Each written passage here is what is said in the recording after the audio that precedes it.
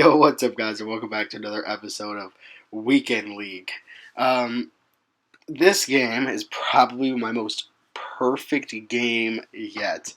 This Weekend League, I made very few mistakes, and it's using a new defense. I'm really getting better on offense with my single back double scheme. And once again, there's just so much more I can do with this offense. This is going to be my offense going into Madden 23. I'm going to try and perfect it the best I can. And same thing with this defense. This defense is definitely one of my favorites that I've found so far. I'm running 3-3-5 odd. It's really good. I actually really like it. It's really good against the run. It doesn't look like it would be, but it's really good against the run, and it's got some good gap shoots. I also changed around abilities. I do notice I kind of took a second to look at my gameplay from the outside and just kind of rewatch and see the way that I play on defense. And I noticed I do tend to play a lot bend don't break. I have blitzes, and I do use them occasionally, but it's really rare in instances I'm going to use them, because for some reason I just feel like I prefer this bend don't break style. It's mostly a kind of a cover 3 base. I like mixing my coverages between cover 3, cover 2, and match coverages. I like to keep my opponent guessing and just kind of make sure he throws it underneath. I don't want to get bombed, which is extremely difficult to do in this game. It's one of the harder things to not get bombed. But once you figure out how to stop that, then I just keep everyone underneath, and then I have 4 Enforcer Crusher players, 2 on my linebackers, 1 by this guy, Ed Too Tall Jones, just picking off the pass right there, getting a stop early on in this game. And Sean Alexander's going to take it right into the end zone for an easy score. So we're going to go up 7 pretty early, but the defense is just keep everything underneath and hit them, make them tired, make it really hard for them to hang on to the football, and it accumulates. Some of these games that you're going to see later on, it's towards the end of the game, their players are just so tired. One hit and they're fumbling almost every time. So it's really nice, especially when it's a closed game and you have a lead and you need one stop. They can't take any hits and they're just going to lose the football. So either they go on conservative or they have to run out of bounds every time. And because you make it so difficult for them to throw the ball over the top, it can make your opponent make mistakes too. You're just forcing them to make a mistake pretty much.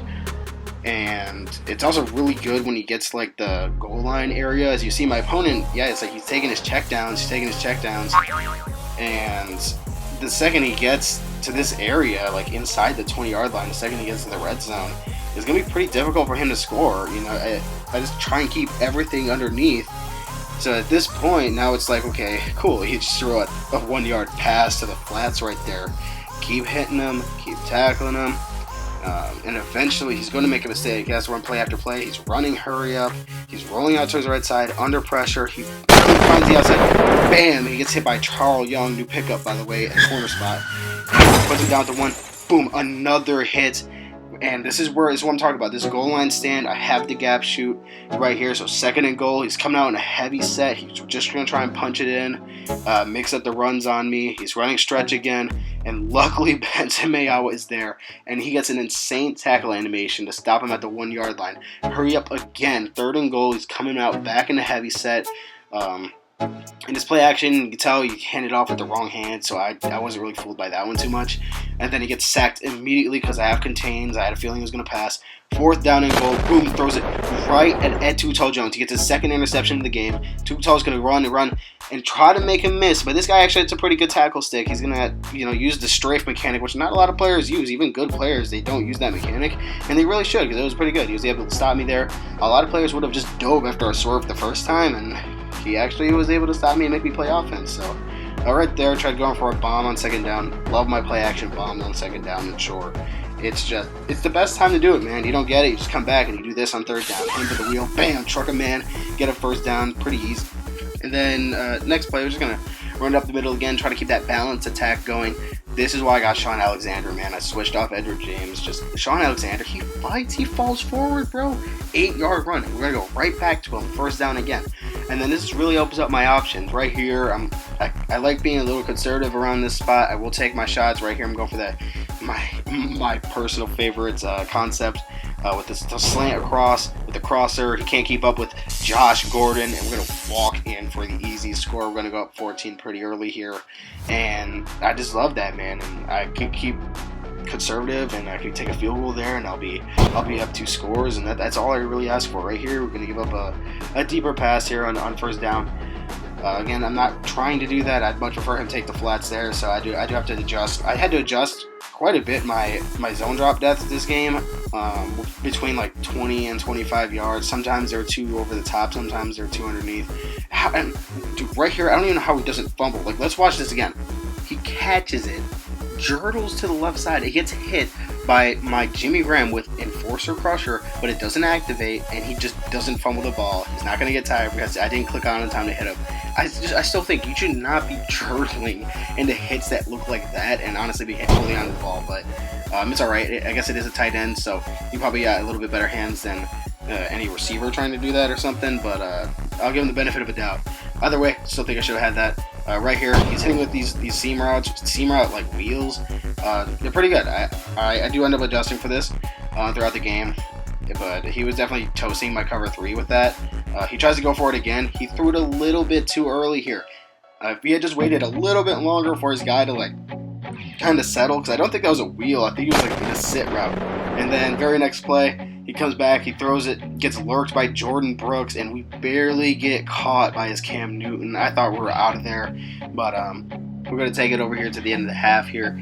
I wasn't afraid to run the ball, but that probably shouldn't be. Very next play, I'm going to go for a bomb. He's running cover 2, exactly what I want. Josh Gordon in the middle of the field. Boop, make a miss. Whoop, other guy trying to swerve him out of the way, barely misses. The other guy gets back up, and he barely catches me at the 9-yard line with 11 seconds left, and we're going to call timeout.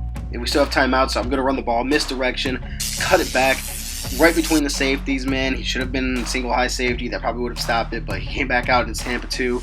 Sean Alexander basically walks that one in for a free score, and we're going to go up 21-0 here to end the first half. Absolute dominant performance here in the first half, but he wants to keep playing. We're going to play right into the third quarter. We get the ball as well coming out of half. One of the few runs he stops me on, for sure. Like, one of the few runs he actually gets it wasn't a negative play for me, but he stopped me at the 1. But right back to it. Another, 12, 13 yards on a wheel route again. He's running cover 3. I'm not afraid to take the flats. I'm not going to try and force anything. I'm going to be safe. Very next play, we're going to run misdirection again on 2nd and 3. And he takes the wrong gap at the angle, because that's what the misdirection does. It makes you take the wrong gap. And so we actually ended up gaining yardage there. I tried to go for this wheel route again, and nothing was really open. He kind of had me in a bag there. So I was forced to just kind of try and throw it away under pressure. Luckily, no penalty, nothing like that. But he does get me to a 3rd and 5. I do want to pass here. I'm going for one of my favorite plays, the crosser with the motion slant. It beats man. It gets over most zones. Right there, you have the crosser route open, but I get sacked, bro. He just barely got me. That would have been a first down. 4th and 14. I have a big enough lead. I'm totally comfortable going for it here. Anything to try and get him out of this game. And I'm running the same play because I knew the crosser was open. But this time, Josh Gordon gets it open, breaks a tackle, and fights for another one, bro. This guy is absolutely insane. He wanted to win the game. He wanted to shut it out. And my opponent absolutely could not handle it. He quits. I finally rest. Watch the sunrise on a grateful universe. You could not live with your own failure.